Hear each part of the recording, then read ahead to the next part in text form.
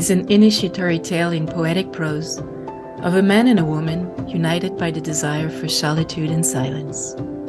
The story, filled with images both oniric and realistic, unveils the intimate journeys, the great falls and rebirths of Axel, a Berlin bookseller, and of Maëlle, a Montreal artist. Blue is the union of the sacred feminine and masculine. It translates the rise of densities in these times of transition. It is a tale of soulmates and the healing of the heart, which invites one to find wholeness in oneself and the integration of one's shadow. It is also an aesthetic homage to incarnated life, celebrated by all the senses, as well as a tribute to mindfulness. The tale is filled with art, travels, colors, scents, tastes, music, and atmosphere.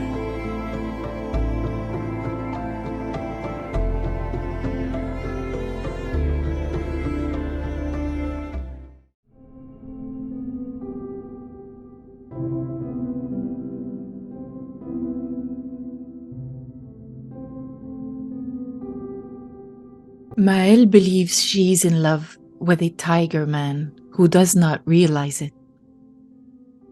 Without ever touching him, she builds a pedestal where she places him. She loves as women often love before learning to find themselves.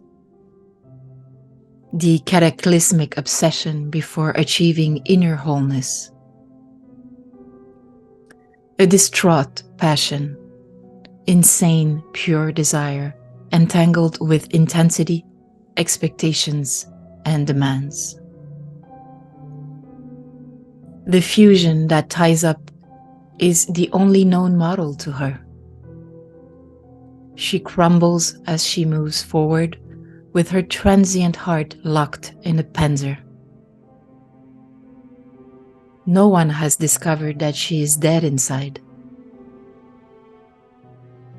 For 3 years, she stops living and stands by her body. She watches it toil, wash the dishes, and smile so as not to worry anyone. Seeing the beloved one in the company of another, she finally falls in those arms that are hers. She crawls out of her tank and wanders barefoot down a road lined with ruins. With a bandage of migraine around her skull, Maëlle finally surrenders. Stripped of everything, she returns to the spaces devoid of hours.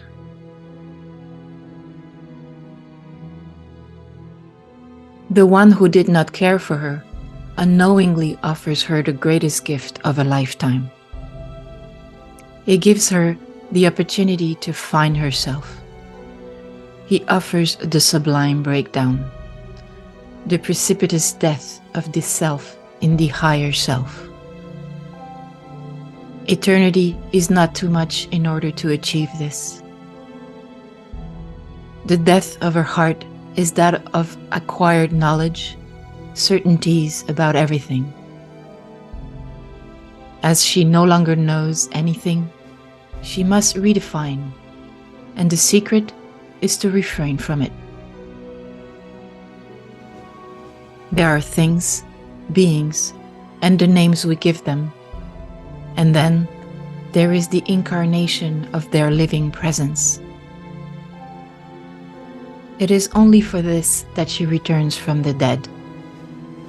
It is uncompromising. It is an absolute, but an absolute of gentleness, without any demands. She finds in the anonymous, thoughtful care in each of her gestures the means to be revived for an earthly contract. Remission of the past, recovery of the being. At the time of her return, the poet of life offers her the spoonful of right words. Those which revive us are seldom to foresee and never the closest ones. He ignores that his being splits of his municipality of France to cure her silence 20,000 feet from there.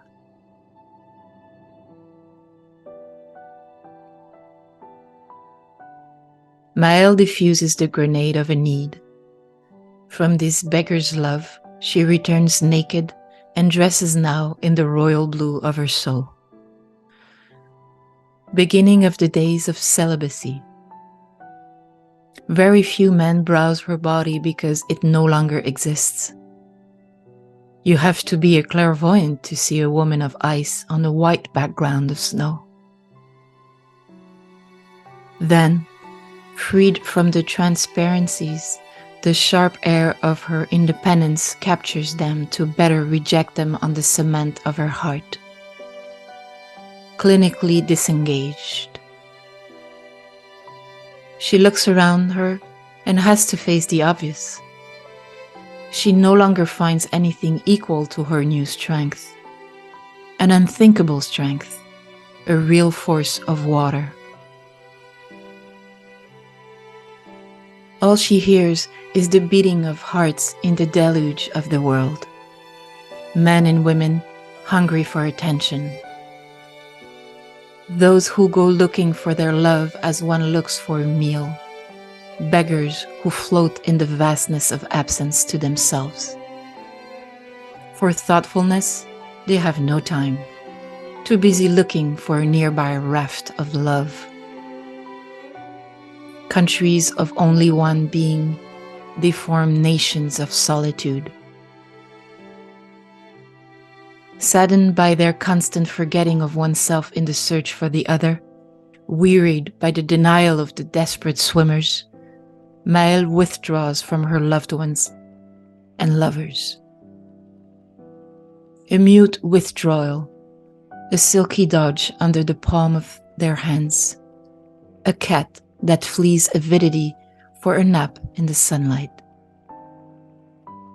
The ease of those who no longer hope. The spirits have the extreme kindness to remain mute, a gift of silence that makes their presence the only one tolerable to her.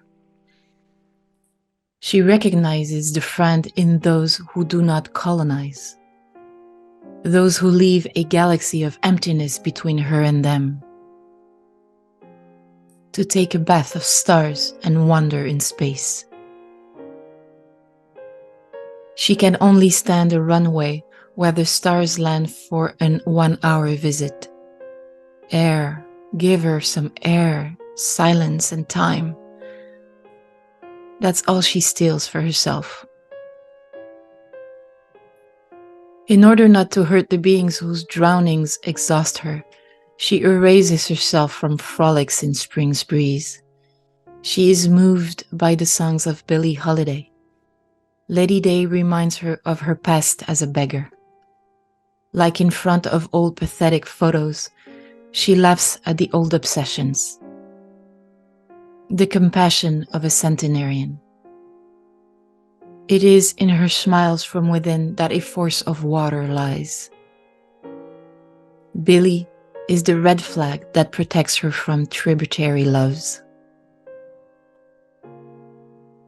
While submitting her thesis, Maëlle abandons all the doctors. Invisible clerk of a glass library, for them, she becomes a nobody again. Professional success judges her from the top of its high ivory tower. In architecture books, she finds calm, obliques, and the north of Europe. The great design and decorative art books have become her springtime. She flirts with Ruhlmann and smoothens blue glass insects with her fingertips. She follows the golden curves of Art Nouveau. She climbs the verticals of Art Deco. She is in complicity with Klimt, Satie, and Tiffany, and spends all her Fridays in their company. She continuously bathes in the turn of the century until the end of the Blitz. For the rest, Maëlle could not care less. She travels when she can, always alone. The evening is for work and the day is for life. Life is drawing. Life consists in assembling Japanese papers. She lets cranes fly away in indigo skies studded with golden stars. She creates galaxies of ink punctuated with red scales. She embroiders variations on the azure of Delft porcelain. Her fingers continuously stained, she gorges herself with ultramarine. Her astronaut wanderings are sometimes interrupted by a stay in a large wooden house, a fireplace with walls around it. The uncle and aunt house poems which they offer on birthdays. Feasts of laughter and warmth around a fire. The most beautiful thing is yet the lightness, that of games around a table flooded with laughter and the scent of tea. Cousins who are sisters, musical cousins. She recognizes her sensitive soul and the flow of lively thoughts in those of an aunt who feels everything. The studio of the gentle uncle is a nest of watercolors of joy bathed in sunlight. His thoughtfulness listens with a heart what no one else hears. Ever since she was a child, Maëlle has wanted silence, calm, and gentleness, the rare pearls of a world with feverish convulsions. She lurks in silent hideouts, parks, saunas, museums, and cathedrals. One day, discovering that she is not the only one to appreciate stillness, she begins to sit on the mats of a dojo. Source also settles there for a quiet giant's nap. She throws herself into the practice of Zen as she would dive in the Atlantic. An intensity of wonder that jumps on a ripe fruit to savor its sweet taste. Even if the tank is abandoned on the road of doing for lack of gasoline, she always ignores the treasure of measure. At the beginning, it is the hell of the body's resistance, the itchy nose, the dizziness and discomfort, the mind filling the blackboard of the higher self with things to do. But if it were only that, with the months of sitting, her whole childhood lands like a slap on the face of the adult. Thwarted by the threads of black stars that she receives as a trousseau, she strips herself of all that transpires from those who preceded her.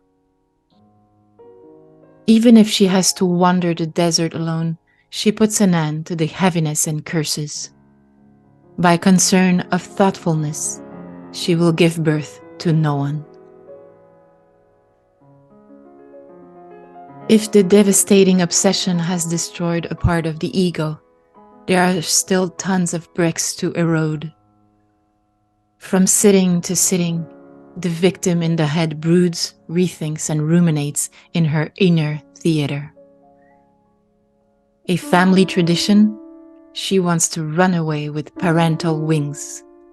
Berlin, that's where happiness is. Berlin is a canal of joy, of Turkish market with colors that can be savored. The blessed absence of loved ones, the sunbeams on the Spree. Her intuition whispers that there is something of the soul in Berlin's blue hour. But this city is a cloud. As she observes the clouds in the serene sky of the higher self, they slowly evaporate over the centuries. A transition in mineral slowness. With the small strokes of years, she polishes pebbles with the only gaze of passing time. One day, she finds her ego sleeping in the arms of Source.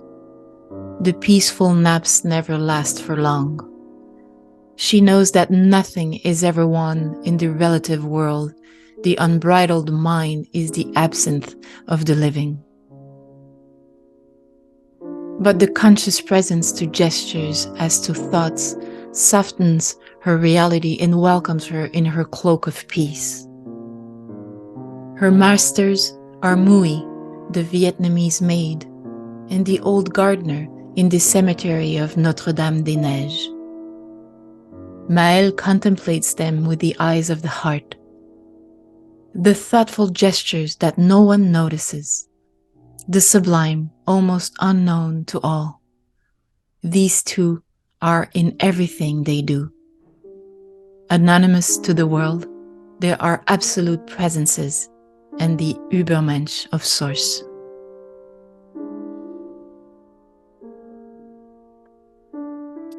Friday is her day off, a big bang of pure joy in her inner sanctum. A day when anything can happen, a kind of airport day. The euphoria of departure and the field of possibilities. It is a day of desire that does not need anything.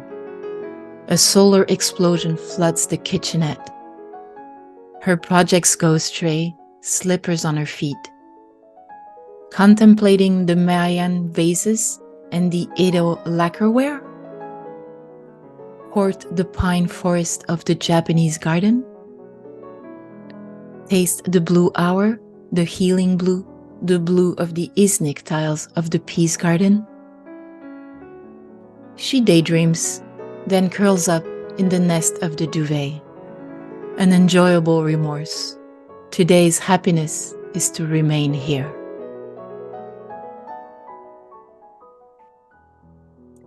Then, one day, she puts an end to her work in the library, as some people put an end to their lives. Maëlle cuts the umbilical cord of dental insurance and that which butters the bread. She consumes absolute and drinks that freedom that she only knows how to serve. She is slowly coming back from the sleep of her adult life. Learning and creating is all she knows how to do. So she studies the houses of tomorrow, flooded with sunlight.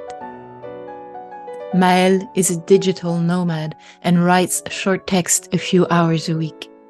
She also creates on the great web a virtual stall where she releases her golden birds and ink galaxies to embellish the world and make ends meet. The hell with worldly permanency and the promised retirement. Self-employed is a blissful noun. Her life is now. This is the eternal moment and the only thing she knows. Gone is that future that everyone wants to prepare for. She sips her Earl Grey cream and draws in the afternoon without any social net. The black bean platters remain faithful allies. She finally breathes in the blue hour and dances Bach and Baisi in her studio of joy. Now she can live wherever she wants, and just because she can, she stays in Montreal and gets drunk on sunlight. Berlin is no longer in need and drifts like a fluffy desire in the wide, serene sky. All around, survivors of the love shipwreck pray for a future raft. When she manages to do so, Maëlle is only present. Since she asked for nothing, she simply dwells in peace. She finds a nest of luminosity, delighted by the raspy freshness of a mint leaf on the taste buds of time. She smiles at the trees and the storms. She observes with tenderness the dense mass of talkers. She listens to what they say, then ignores their word as one calmly crosses a large pothole in the road. Something huge, something empty. She eases her gaze on the motionless rim of things. She stands solid on the edges of time. She taunts transience to better become it. Ubiquity of solids and breaths. She sits on the floor for a moment of laziness, an unspeakable gratitude for what makes her life. She slips an animal-like hand into a small canvas bag. Round vegetables, long vegetables, flavors that entwine in a crackled plate with ultramarine patterns. Alone at dinner, she listens to Debussy as she savors the earthly flesh of the mushrooms in the steaming soup. The small wrinkled beings from the forest incense the kitchenette. Life everywhere is disposed to the sublime. Sometimes she does not know herself anymore, and all this peace goes back to the hell of the trenches. The ego comes out of its nap and resumes its crazy race in the spinning wheel of the skull. The victim in the head broods, rethinks, and ruminates in its internal theater. But each time, more quickly, she manages to calm the animal. She feels herself breathing.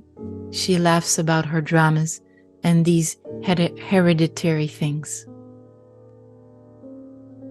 One day, she passes her fingers over the memory of a city in the dream of a holiday. In a desire free of urgency, she browses the world's web to find a Berlin dojo. On the social network where she comes across meals, kittens, and lots of doing, she finds a circle of living beings sitting in a stony silence. To each their own feast. A reserved bookseller tells her about the dojo. From afar, the association invites her with the fumes of its tea. Who between the two of them will know how to recognize each other? Source is a trickster. It enjoys placing beings in front of the mirror of their hearts. Source is a laughing stylist who undresses people. She removes from them with tenderness the old rags of the ego filled with its own seriousness. Stripped and trembling in the terrestrial changing room, they wait for her to come back with a genius's laughter, arms loaded with new clothes to adorn their worried and naked bodies with solar vibration. The bookseller has the high cheekbones of a wolf and eyes that see everything. Axel's beauty is that of Arvo Part's notes. Maëlle does not run to Berlin to nestle her childhood in the arms of an accomplice. That was long ago. For more than 3 years, she makes time pass by. She stays at home because it is sweet for once not to hurry. Honoring desire and becoming presence is a poem of the body, a plenitude of void. She enjoys seeing herself burning with thirst without ever letting herself get too caught up in it. He knows only how to do that, so they make each other wait as they savor each other. The astonishment alone of crossing by chance the azure of another soul in the astral space feeds them with pleasure for the next 3 centuries. They go beyond the rigors of the distance. They find each other's essence in the recesses of time, which their sleep unveils to them. Maëlle's life is complete within herself. The absence of the need for others is finally her treasure. She reassures herself gently by telling herself all this. She keeps the invasion of others at bay. Her isolation is a dam, far from being always a joy. She knows so very few humans who are free, the ones who let you exist for months without calling, without staining you with their drama, without drowning you with their love. If the flight of expectations is her hidden fortune, stubborn loneliness is her infirmity. Wandering alone, she forgets that the trail is wide enough for two. Somewhere over there, under the sky of a canal, exists a soul free of impatience, which for more than 3 years drinks her drawings, her collages, and her dancing. She vibrates to his words on the screen, to this benevolent voice that reminds her of the Pleiades. She continuously devours the sublime of this life that he translates in his photographs, the capture of pure lines that he releases in the grayness of the north. Through the intelligence of his heart, Axel knows that the only way to love Maëlle is to honor all that she is by vibrating on what Source creates through her. What she creates is the essence of what she is. The rest, Maëlle couldn't care less. It is the same for him, and that she understood it too, and is passionate about his whole universe. Until now, nobody had understood this tiny detail that changes an existence. At night, with 6 hours of time difference, he reads Kafka to her to rock her to sleep. On the sensitive screen of his eyes, he fixes her charm he can't believe in before turning off his camera. He captures a vibration in the evening suns, the one that reveals her absence from everything that matters to him. She perceives the ghosts in the warmth of his studio, with the unlimited attention offered to the condemned for death row.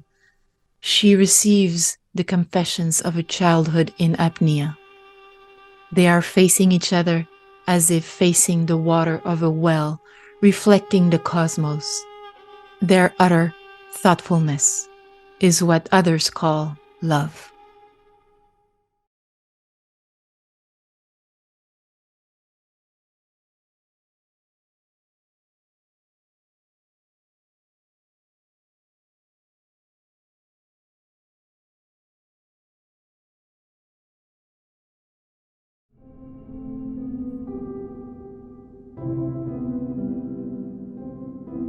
Maëlle croit aimer un homme tigre qui ne s'en rend pas compte.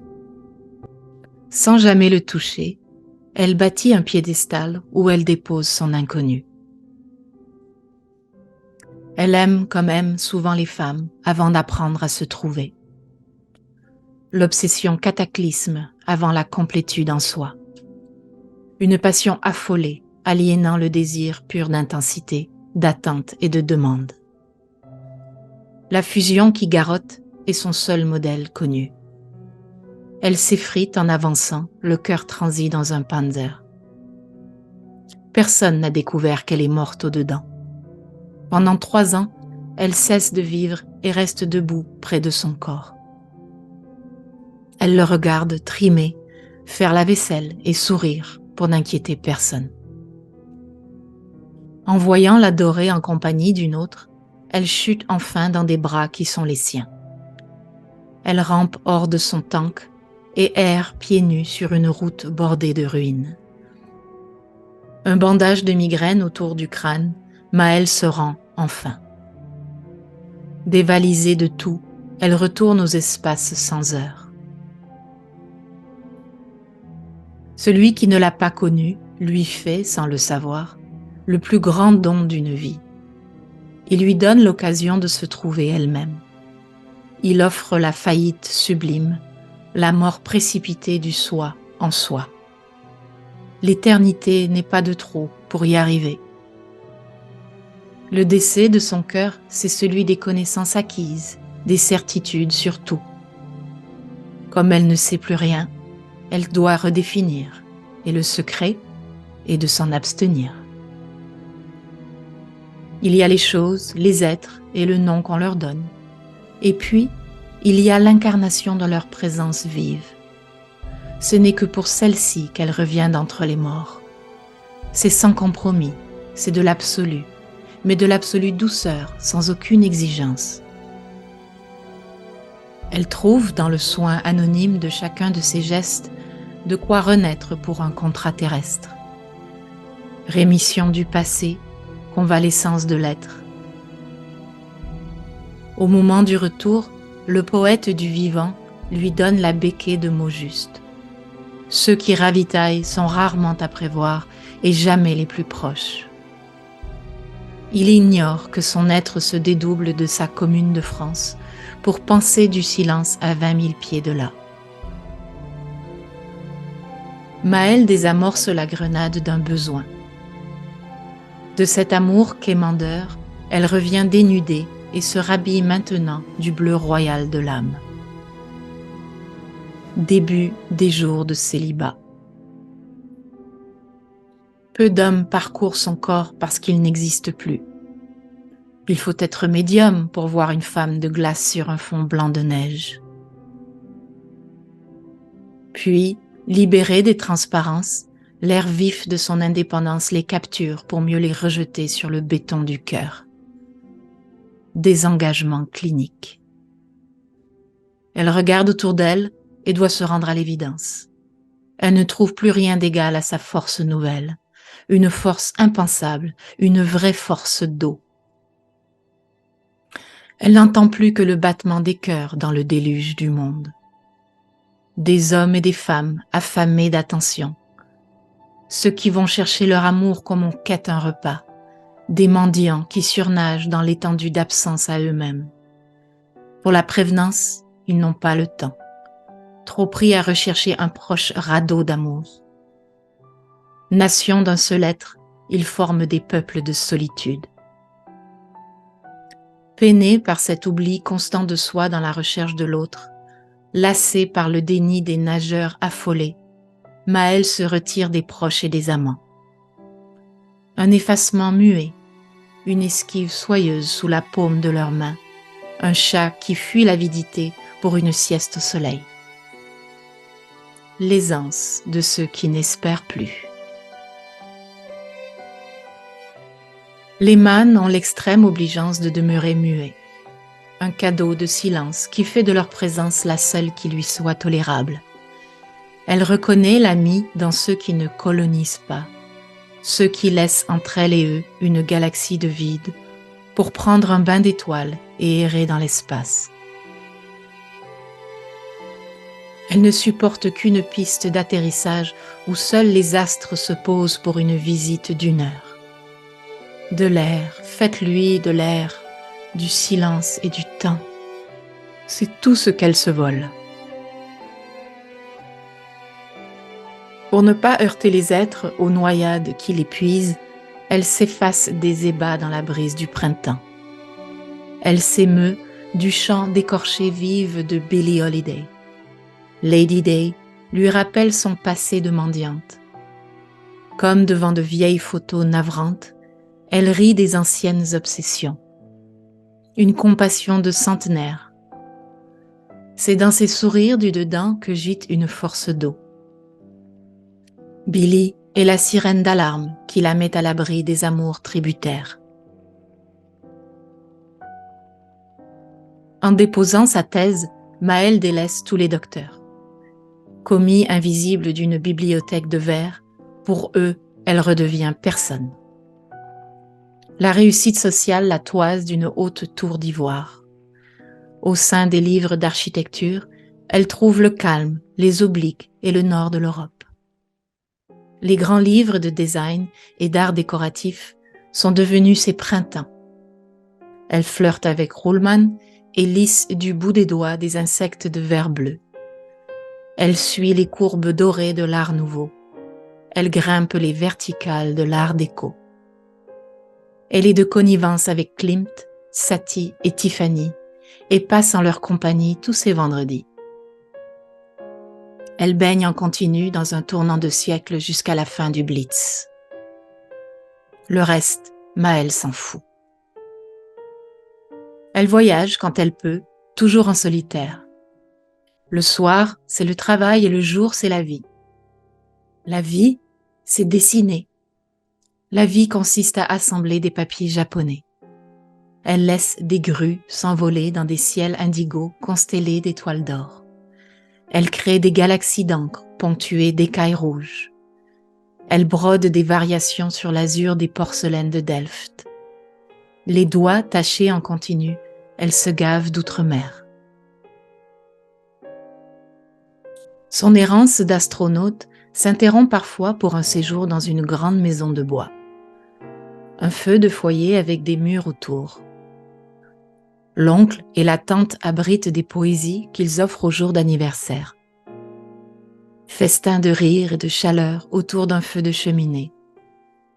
Le plus beau, c'est encore cette légèreté, celle des jeux autour d'une table qui inonde les rires et le parfum du thé. Des cousines qui sont des sœurs, des cousins musiciens. Elle retrouve son âme sensible et le flot de pensées vives dans celle d'une tante qui ressent tout. L'atelier de l'oncle doux est un nid d'aquarelle où des pastilles de joie se baignent dans la lumière. Sa prévenance écoute avec le cœur ce que personne n'entend. Depuis petite, Maëlle veut le silence, le calme et la douceur, les perles rares d'un monde aux convulsions fébriles. Elle se tapit dans les repères muets, parcs, saunas, musées et cathédrales. Un jour, découvrant qu'elle n'est pas seule à priser l'immobile, elle entame une assise sur les nattes d'un dojo. Le souffle s'y pose aussi pour une sieste de géant tranquille. Elle se jette dans la pratique du zen comme elle plongeait dans l'Atlantique. Une intensité d'émerveillé qui se rue sur un fruit mûr pour en goûter la chair sucrée. Même si le tank est déserté sur le chemin du fer pour pénurie d'essence, elle ignore toujours le trésor des mesures. Au début, c'est l'enfer d'une résistance du corps, le nez qui démange, les vertiges et malaises, la tête qui remplit de choses à faire, le tableau noir du soi. Mais si ce n'était que ça, avec les mois d'assises, l'enfance tout entière atterrit comme une gifle sur la gueule de l'adulte. Vannée par les fils d'étoiles noires qu'on lui offre en trousseau, elle s'ampute de tout ce qui suinte de ceux qui la précèdent. Même s'il faut arpenter le désert en solitaire, elle met fin aux tares et maléfices. Par souci de prévenance, elle fera naître personne. Si l'obsession ravageuse avait détruit un pan du soi, il reste encore des briques à effriter. D'assise en assise, la victime dans la tête rabâche, remâche et rumine son théâtre intérieur. Tradition familiale, elle veut s'enfuir ailleurs d'une aile parentale. Berlin, c'est là qu'est le bonheur. Berlin est un canal de joie, un marché turc aux couleurs qui se mangent. L'absence bénie des proches, les rayons sur l'âge-près, l'intuition lui murmure qu'il y a quelque chose de l'âme dans l'heure bleue de Berlin. Mais cette ville est un nuage. À se faire témoin des nuages dans le ciel serein du soi, il s'évapore lentement avec les siècles. Une transition en lenteur minérale. À petits coups d'année, elle polit des galets avec le seul regard du temps. Un jour, elle trouve son petit soi endormi dans les bras du grand souffle. Les siestes calmes ne s'étendent jamais. Elle sait que rien n'est acquis dans le monde relatif, le mental débridé et l'absinthe des vivants. Mais la présence consciente aux gestes, comme aux pensées, adoucit son réel et l'accueille dans son manteau de paix. Ses maîtres sont Mui, la servante vietnamienne, et le vieux jardinier dans le cimetière de Notre-Dame-des-Neiges. Maëlle les contemple avec les yeux du cœur. Le geste prévenant que personne ne remarque, le sublime, presque inconnu de tous. Ces deux-là sont dans tout ce qu'ils font, anonymes pour le monde, des présences absolues et des surhommes du souffle. Le vendredi est son jour de congé, un big bang de joie pure dans son air intérieur. Un jour où tout peut arriver, un jour d'aéroport. L'euphorie du départ et du champ des possibles. C'est un jour de désir qui ne manque de rien. Une explosion solaire inonde la cuisinette. Ses projets s'égarent, les pantoufles aux pieds. Contempler les vases mayas et les lacs de l'Edo.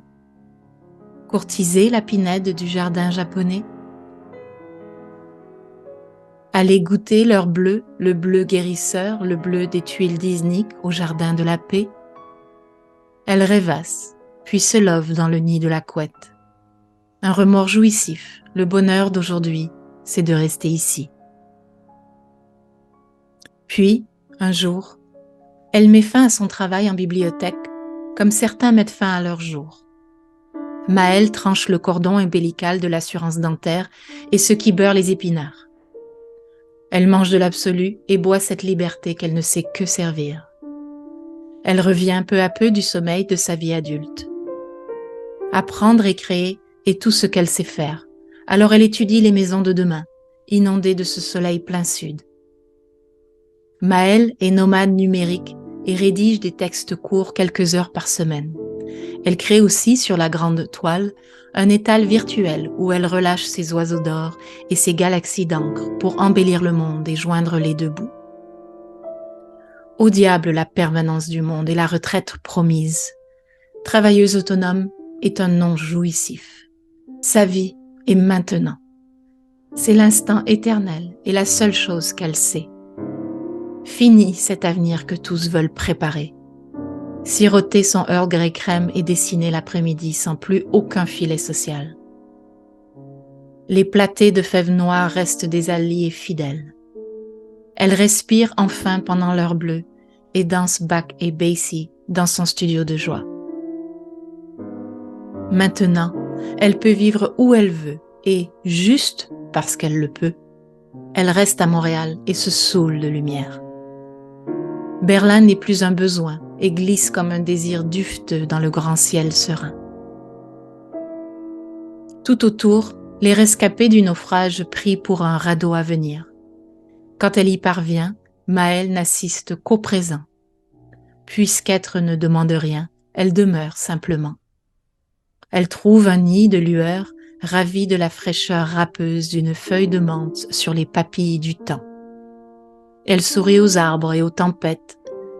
Elle observe avec tendresse la masse dense des parleurs. Elle écoute ce qu'ils taisent, puis elle ignore leurs mots, comme on franchit calmement un grand trou dans la chaussée. Quelque chose d'énorme, quelque chose de vide. Elle détend son regard sur l'arête immobile des choses. Elle se tient solide sur les arêtes du temps. Elle nargue l'éphémère pour mieux le devenir. Ubiquité des solides et des souffles. Elle s'assoit sur le sol pour un temps de paresse, une gratitude inouïe pour ce qui fait sa vie. Elle glisse une main animale dans un petit sac de toile. Des légumes ronds, des légumes longs, des saveurs qui s'enlacent dans une assiette fêlée à motif d'outre-mer. Seule au souper, elle écoute Debussy en savourant la chair terreuse des champignons dans la grande soupe qui fume. Les petits êtres plissés venus du bois encensent la cuisinette. La vie, partout, se dispose au sublime.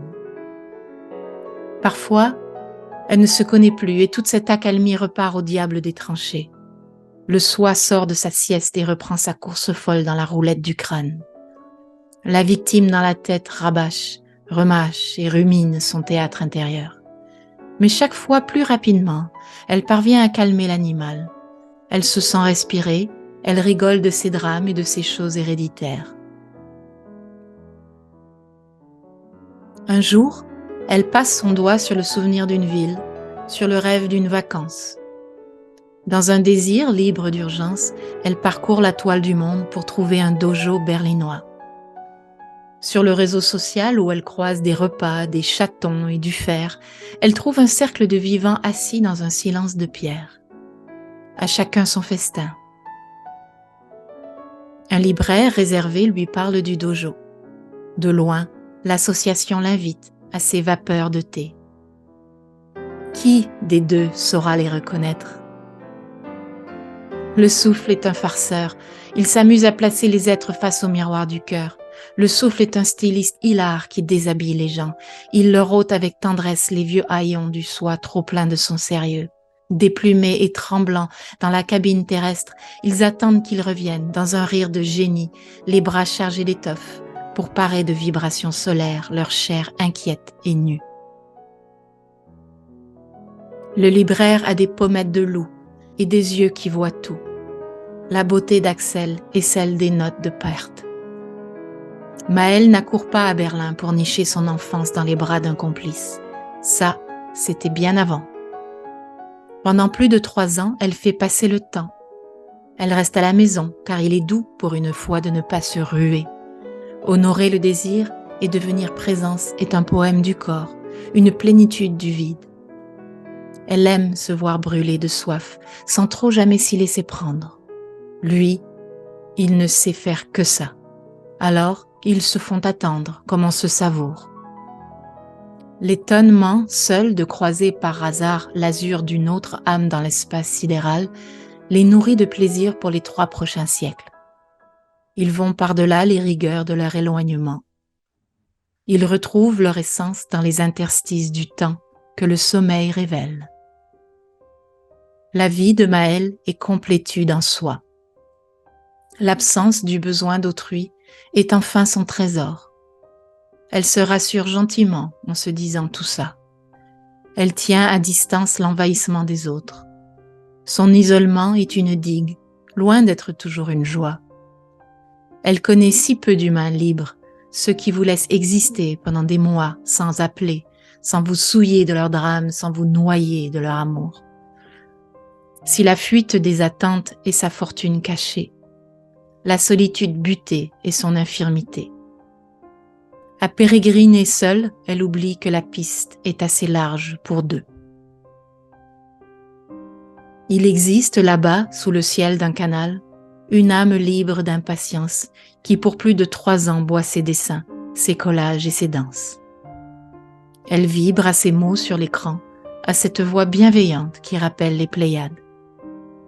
Elle dévore en continu le sublime de cette vie qu'il traduit dans ses photos, le rapt des lignes pures qu'il relâche dans la grisaille du Nord. Par son intelligence du cœur, Axel sait que le seul moyen d'aimer Maëlle est d'honorer tout ce qu'elle est, en vibrant sur ce que le souffle crée par elle. Ce qu'elle crée est l'essence de ce qu'elle est. Le reste, Maëlle s'en fout éperdument. Il en est de même pour lui, et ça, elle l'a compris aussi, et se passionne pour tout son univers. Jusqu'à maintenant, personne n'avait saisi ce tout petit détail qui change une existence. La nuit, à 6 heures de décalage, il lui lit Kafka pour la bercer. Sur la plaque sensible de ses yeux, il fixe le charme dont il ne revient pas avant d'éteindre sa caméra. Il capte une vibration dans les soleils tardifs, celle qui la révèle absente de tout ce qui lui importe. Elle entrevoit les mannes dans la tiédeur de son studio. Avec l'écoute illimitée qu'on offre aux condamnés, elle reçoit les aveux de l'enfance en apnée. Ils sont face à eux-mêmes comme devant l'eau du puits reflétant le cosmos. Leur prévenance entière, c'est ce que d'autres appellent s'aimer.